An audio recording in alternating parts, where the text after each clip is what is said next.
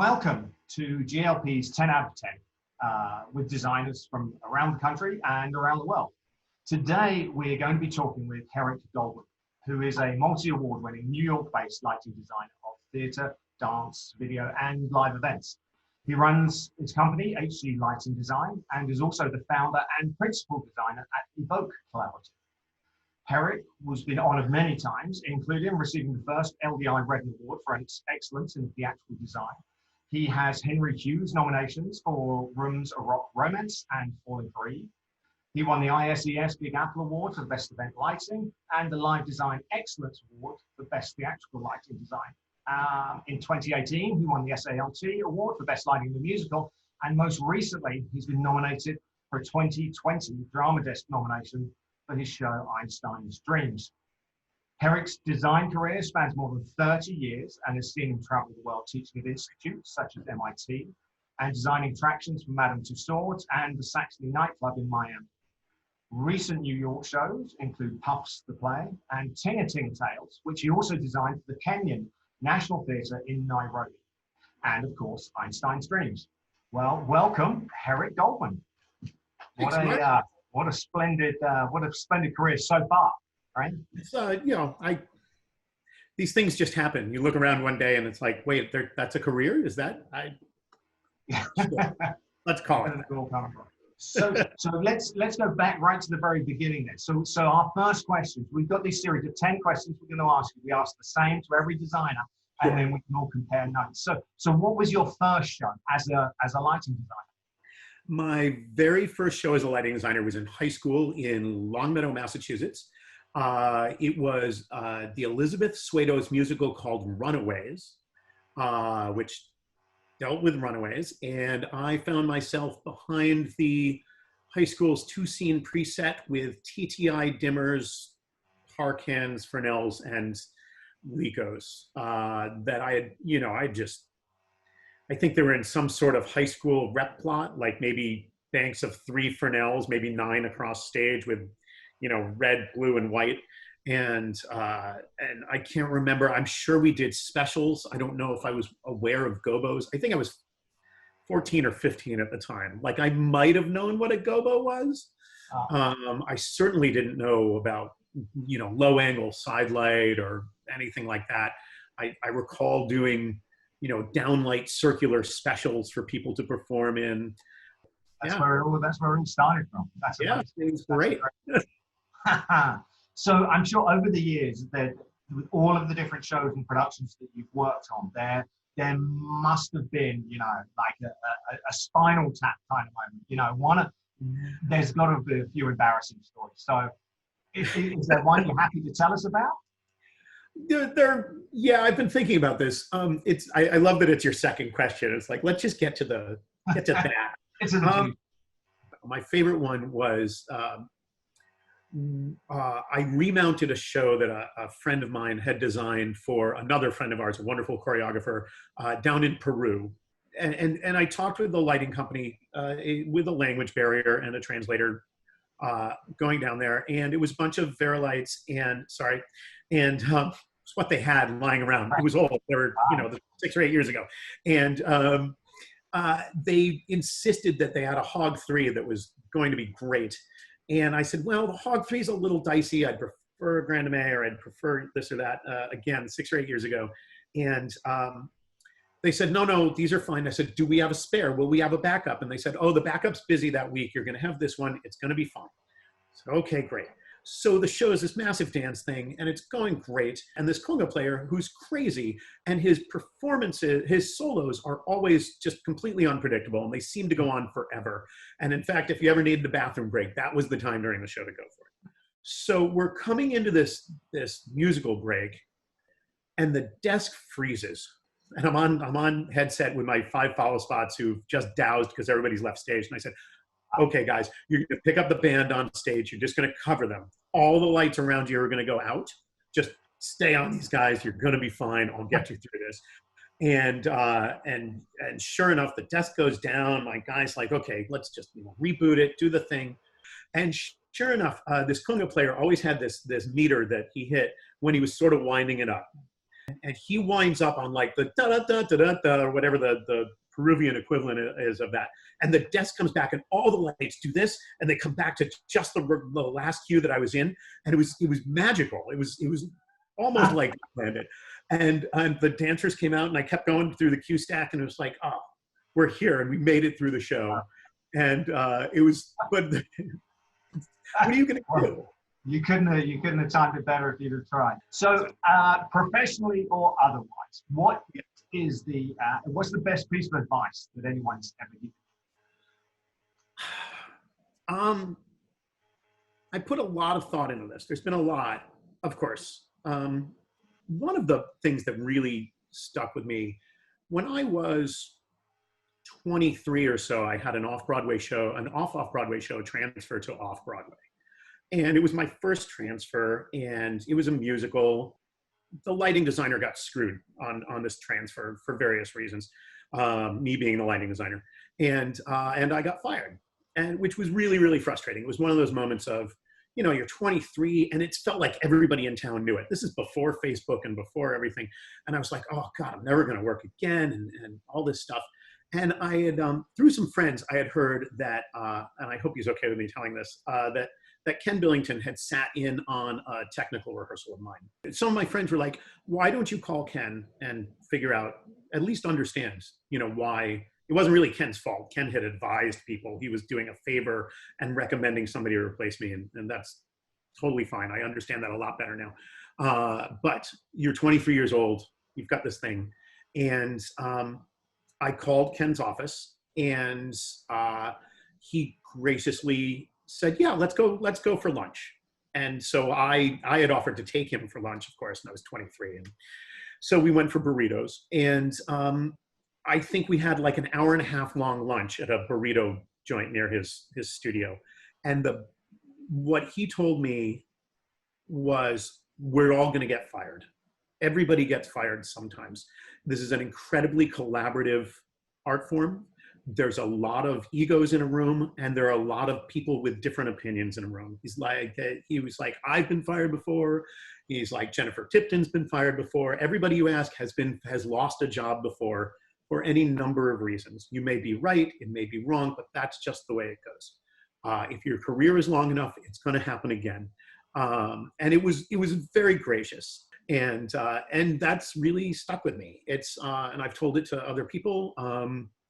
I don't know that I've been really fired off anything after that, but you know, it's just, that's the, don't let it dig into your brain and your psyche. It's not worth it. Right. No, they are wise words indeed. Yeah. What would you say is your proudest achievement professionally? I have two real answers to your question. Right. I told you it was long-winded. One, the project in Nairobi, Tinga Tinga Tales, was really, really wonderful. We brought a level and a knowledge of lighting design to Nairobi that hadn't existed, with the wonderful producer there, and the wonderful writers and a group of artisans who are just fantastic. They had puppets and costumes, and more so unlooked for and things I didn't expect. We still have a team of people working for Evoke Collaborative right now on a couple of architectural projects, and the fact that as a company we're still doing payroll and people are eating and paying rent based on what we're doing, on the work we're doing, which is wonderful work. But the fact that we've still got some work, and we're still taking care of people and allowing them to make ends meet, I'm super proud of that. So what do you, between all of these different projects, what do you normally do in your downtime? If there is any. I read. My wife is a wonderful cook, and we're both foodies and drinkies. Museums and food around the world is basically, that's what we do in the downtimes. Yeah. Best parts of life. So out of all of these places that you've worked in, obviously there's some international and a lot back home as well. What do you think is the best venue you've ever worked in? I do think one of my favorite places to play is the New Victory Theater on 42nd Street. They're a theater dedicated to the theater for young audiences. And I don't have children, and I'm generally not terribly fond of children. But when you do, I've done 3 or 4 shows for them now. And when you get there and they load in school buses of kindergartners and grade schoolers, and they're all obnoxious and their teachers are yelling at them and whatever, but they settle down and the lights go out and they get quiet. And then for like Tinga Tinga Tales, the first thing that comes up is it's dawn and the birds are singing and the monkey's playing, and then Lion comes out, and the kids are they're so happy and so engaged because they have no filter. So they're just, shouting, "Oh, it's a lion," or whatever. And that just makes me so happy. And the team at New Victory Theater, they're a training theater for Local 1 IATSE as well. So over the years, I've seen a lot of young technicians in there, and I've watched them actually rise through the ranks of that theater and then leave that theater to go out to work in Greater New York. So here we are, stuck in obviously these different versions of lockdowns and stay-at-home orders and everything like that. And you mentioned you read a lot, and it's a fantastic library that you're sitting in, but I can see there's some speakers up there as well. So asking our next question, if there was just one music album, or one artist that you couldn't live without throughout a quarantine period, who would it be? I'm going to equivocate. When I go running, I have a Green Day playlist, a Pandora playlist that's seeded with Green Day that gets you some really angsty. It's great for running. It's just, and it's not just Green Day, but it ends up being the Offspring and, the Butthole Surfers and all this crazy stuff. But I think the one album that I couldn't do without is Pink Floyd's Dark Side of the Moon. That's awesome.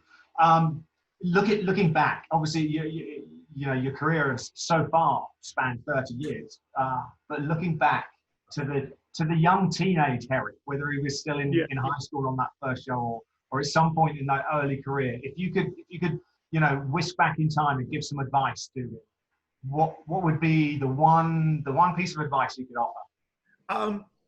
I would say to the teenager, don't be shy. Be more assertive and self-assured, and don't be afraid to go introduce yourself to people like other lighting designers or professionals and be like, "Hi, my name's so-and-so," and blah, blah, blah. And just know that other people generally are gracious enough to give you the time of day. And if you're aware of conversational gambits, you can get to know a lot of people that way without being shy. And that is true. That was true of my teenage self, and I think I've overcome that a little bit. All right, so here's one of the fun ones. So if you were able to sit down for a cup of coffee or a glass of whiskey with any one person, living or dead, and have a nice conversation with them, who is the one person you'd love to spend some one-on-one time? Probably Robert Heinlein. Okay. I think, and it's interesting because now I read his novels now, and I find that politically he's probably on an opposite spectrum than I currently am. But he was incredibly smart. He predicted a lot. His science fiction writing was so forward looking. He wasn't big on like hard science, on how things worked, but he understood humanity really well, and the stories he tells always have this human basis. And I'm certain he liked to drink and a cigar, and I have a feeling we could spend many hours in a bar having some great conversations. Yeah. So, right. That's perfect. It's a special character for sure. Yeah. Okay, so now we're getting towards the end. We've got one final question with you, and we thought we'd throw in a bit of a fun one, because we all spend so much time, locked in rooms with no windows, staring at lights and all the rest of it. So this is one's a little bit out of the blue. So the question is, you get a call from the U.S. Olympic agency, And they say that, Herrick, now's your time. You've been nominated to compete in the Olympics. Now, it could be the summer or it could be the winter. What's the sport that they're going to call you up for? Can I just light them instead? It would be so much That's easier right. and so much better. Not the lighting, but better than me competing in a sport. Honestly, I'd say CrossFit if that were a thing, but it's not. I've gotten very good at random CrossFit workouts. I think if it's summer, it's swimming. I used to swim a lot, which I don't have an opportunity to do anymore. And winter would be skiing, which again, my knees aren't what they used to be. But you know, the perfect world with all the time and healthy knees, then skiing more often. So. Racing down the side of the mountain as fast as you can. Absolutely. Great. Yeah, that's certainly an adrenaline rush. Herrick, thank you so much. Thank you for your time. And yeah, I'm sure I look forward to speaking with you and seeing you in person. Yeah, exactly. So, Anytime.